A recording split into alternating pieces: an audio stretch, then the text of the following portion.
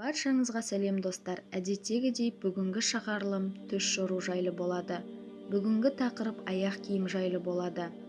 Құрметті көрермендер, сіздердің комментарияларыңызды оқып жатырмыз, бірақ біз сізге ғана қатысты болғасын оған жауап бере алмаймыз. Сондықтан экранда көрсетілген Instagram парақшасына жазсаңыздар болады. Ал ендеше бастайық. Егер түсіңізде аяқ киімді киіп серуендеп жүрсеңіз, осы өмірден ләззат алып жүргендігіңізге ишара. Түсіңізде аяқ киімді көрсеңіз, бірақ оны кимесеңіз, оқуға түсуіңізге немесе жұмысқа орналасуыңызға байланысты болуы мүмкін. Түсіңізде ыңғайлы аяқ киім киіп жүрсеңіз, Алланың сізге берген нығметіне шүкір етіп жүргендігіңізге ишара. Түсіңізде үлкен аяқ киім киіп жүрсеңіз, лайықты жұмысқа орналаспағандығыңызға ишара.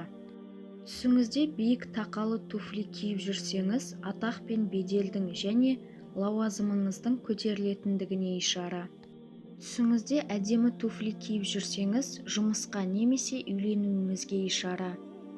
Түсіңізде жаңа аяқ киім киіп жүрсеңіз, қазіргі жұмысыңыздың қолайлы екендігіне ишара. Түсіңізде аяғыңыз ауырғаннан аяқ киіміңізді шешіп тастасаңыз, демек бұл жұмыстағы жауапкершіліктен шаршағандығыңызға ишара.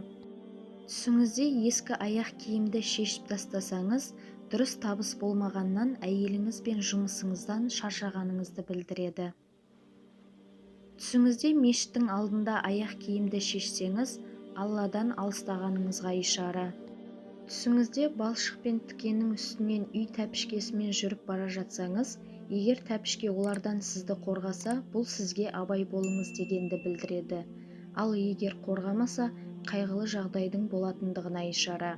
Жалпы тәпішкені жаз күндерінен қарағанда қыстың күні көрген жақсы.